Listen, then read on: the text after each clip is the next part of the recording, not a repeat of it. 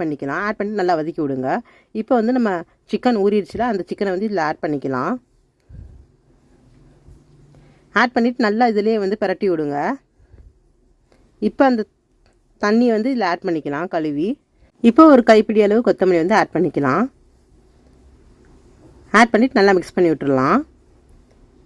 இப்போ நம்ம இறக்க போகிறது கொஞ்சம் நேரத்துக்கு முன்னாடி வந்து 1/2 ஸ்பூன் போல் பெப்பர் பவுடர் ஆட் பண்ணிக்கலாம். ஆட் பண்ணதுக்கு அப்புறமேட்டு 1/2 லெமனை வந்து ஸ்க்வீஸ் பண்ணி விட்டுக்கலாம். அவ்வளோதான் ஃப்ரெண்ட்ஸ், சுவையான சிக்கன் கிரேவி வந்து தயாராகிடுச்சு. கண்டிப்பாக நீங்களும் இது மாதிரி ட்ரை பண்ணி பாருங்கள். இது வந்து சாதத்துக்கும் நல்லாயிருக்கும், அதே சமயம் புரோட்டா சப்பாத்தி எல்லாத்துக்குமே சூப்பராக இருக்கும். கண்டிப்பாக நீங்களும் இது மாதிரி ட்ரை பண்ணி பார்த்துட்டு உங்கள் ஃபீட்பேக்கை மறக்காமல் தெரியப்படுத்துங்க.